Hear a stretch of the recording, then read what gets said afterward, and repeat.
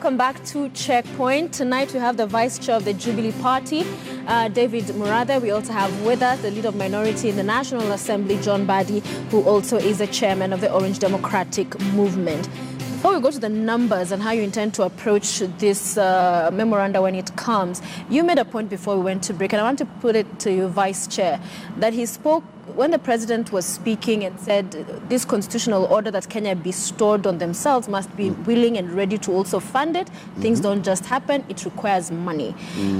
But the point to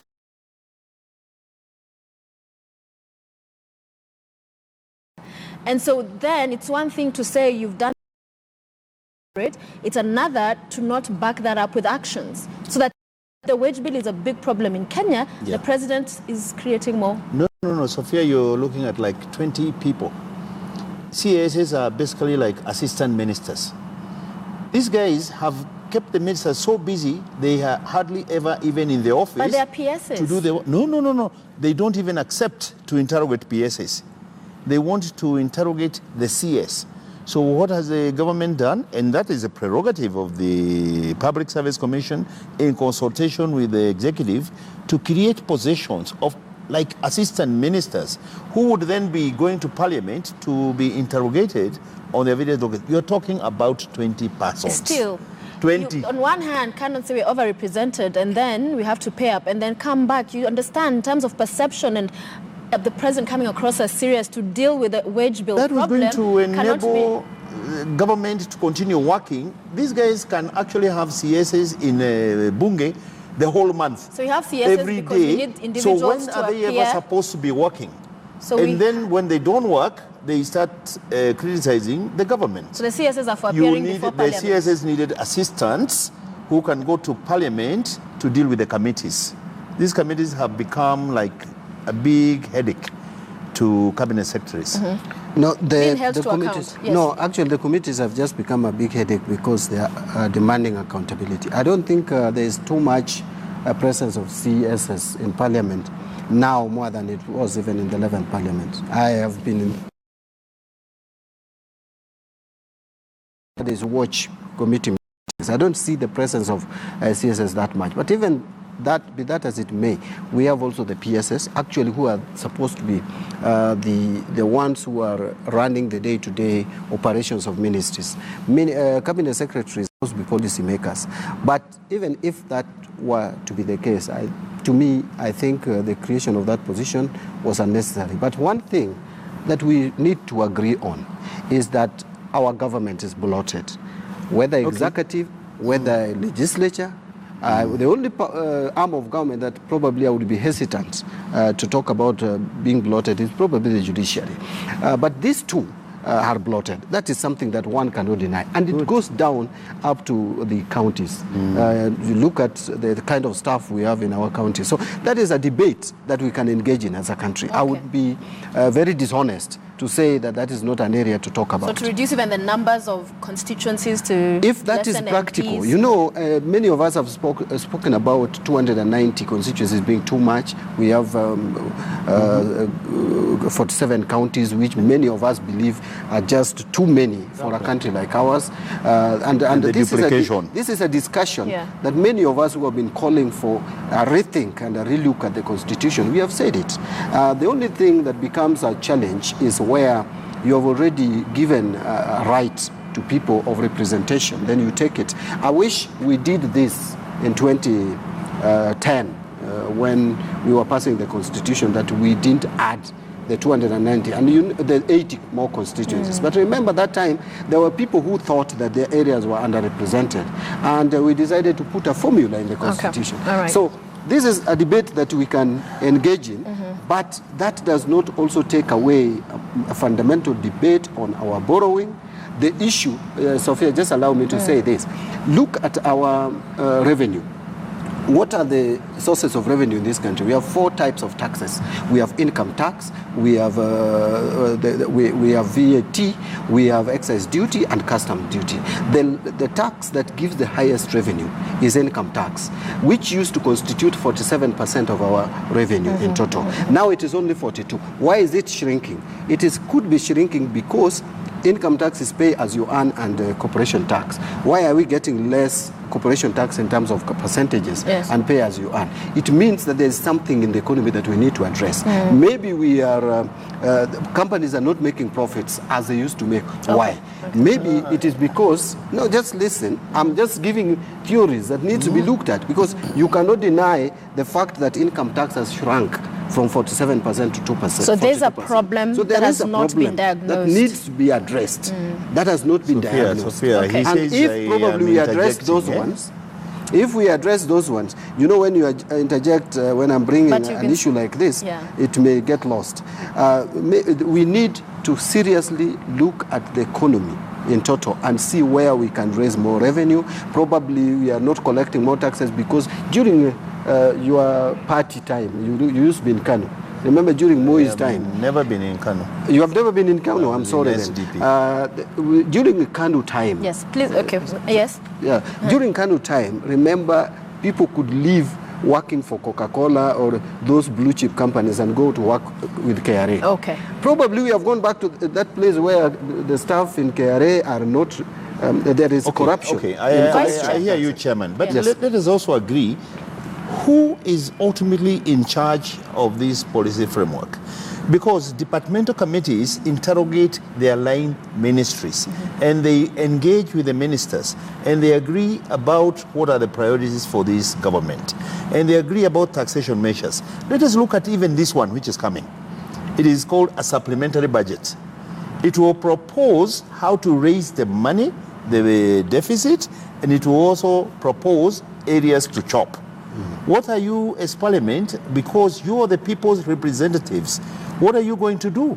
Because you threw this thing to the president, he has now thrown it back to you.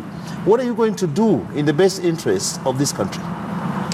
As you answer that, tell me how you intend to get the numbers to veto this memorandum. First of all, the president is returning this bill, finance bill, back to us with a memorandum, is recommending that we charge 8% on fuel products and not. There are also, from the information I have, although you said I shouldn't talk about it, but the information I have is returning Robin Hood tax, which I may not have much problem with because it's attacking the middle class and the upper class of the economy. And also the housing development fund, that needs to be debated. Now, what is the possible loss of revenue?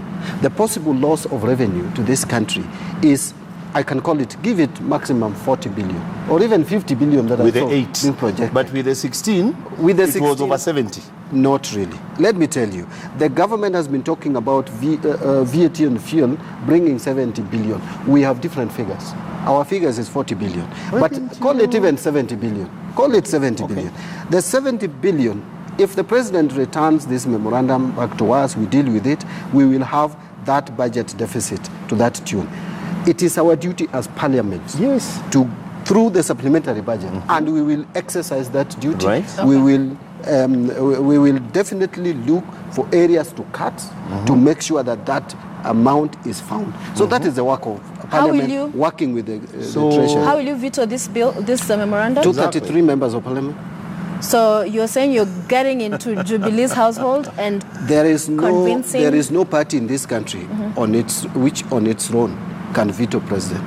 How? No party, whether Jubilee or NASA or ODM. So do you have support? The point is, and that is why I was very cautious. I said we should not even engage here like it is a standoff between Jubilee and ODM. There's nothing to score here. There is no political score. We are discussing a matter that affects the people of Kenya. We are discussing a matter that can have a spiral effect on the economy. So are you supporting the memorandum by the president? I am not supporting the memorandum, and there is a good number of MPs who may not support that. Even those in Jubilee? And those, you have seen some Jubilee MPs that have even spoken today. So we expect to have 233 members of parliament, and it cuts across. I'm not going to drag an NASA member or ODM member and force him or her to vote my way. It is persuasion. Parliament is now, you, as Mbadi, you.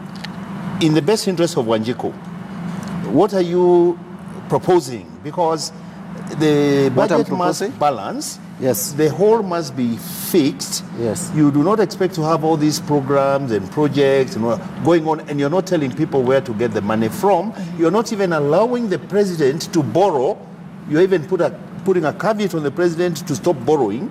You're stopping him from asking Kenyans to pay tax. Where do you expect him to get this money? Okay, the answer is there. You know, you're just not listening, David. You know, I've said. What I expect to do as Mbadi on Tuesday and Thursday is to veto the president, tell him we are not going to allow 8% Fine. VAT on. But you show him how to get that. We want to suspend it as we had suspended it for 2 years as we work on it. The others we can consider. Like you show him how to raise that shortfall. Yes. I am a member of the budget committee. Right. We will sit down with the treasury and see if it is a matter of cutting even the budget of parliament. So be it. Good. Who has said that we cannot cut the budget of parliament? Who has said that we have no problem with that? By the way. By the way, I even mentioned in one of my earlier interviews that there is what we call O&M, the operation and maintenance. That is what we have been talking about here. The tea, the flowers, the travels, etc. The fuel, gasoline. So at the end of the day, you're saying there will be a solution. But you're saying at the end of the day, you're going to bridge exactly, but please don't tax whatever. That is what we are saying. And we have no problem. Simple. As long as you can show us, after all, the ball is back in your court. As long as you can demonstrate to Kenyans how you intend to fill that gap. Yes. I don't think anybody has a problem. So are you having a PG to whip your members There will as be Jubilee a PG on Tuesday. They're also having one in Orange House. So are you concerned that some of your members may not support the president? We have not settled on the venue yet. My friend, you know this thing, like I said at the beginning, the party is supporting the president because we have a manifesto to deliver and we have legacy issues to deal with. The president is looking at developing this country. Sophia, we were in China last week, but one. China committed $60 billion, 6 trillion. Kenya got out with about 11%. Out of that, 25 billion was concessional loans, 20 billion was grants, and 15 billion was in aid. Kenya this time did not sign on anything to borrow money. That's correct. Kenya went into PPPs, into public-private partnerships. This road you're hearing from the airport to Wayakiwe, it will be done by private public partnerships. The one in Ramu, Modogashe, in northern Kenya, PPPs.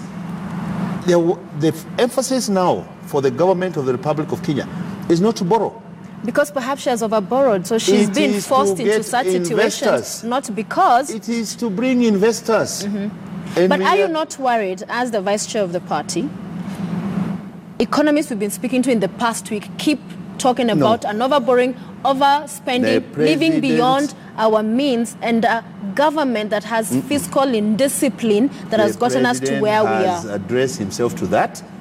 He is at the forefront with the former Prime Minister in the fight against corruption to seal that hole. He has himself admitted that all the money that we have borrowed has gone into development. It has gone into infrastructure. It's not for consumption. And what he's now chopping is that consumption most of the time through corrupt. That is why he's injecting more money in the judiciary, to the DCI, to the EACC, and to the DPP, so that these cases of corruption, they were telling us we are losing like over 300 billion a year through corruption. The president is at the forefront in making sure none of our revenues is lost to corruption. Can I just support David? As we wind up. It is true. I have also some information that this time round we didn't really sign. Maybe I just had the signing of the loan from Naivasha to Kisumu, but it's not even that. Yeah, but loan this time the government has shied off from it. That is positive. But remember, David, we have been talking about this, that the best way to develop infrastructure is PPP. And if we started earlier, it would have been better. Fighting corruption, we support the president 100%. In fact, I think that if there is any person who can help Kenya come out of this menace, it is the President Uhuru Kenyatta, because he's serving his last term. But lastly, on whether we overborrowed, that is a fact. Yes. We overborrowed, David. because the loans that we took are short-term loans. Many of them are short-term loans. And this has put us in some financial distress. Why?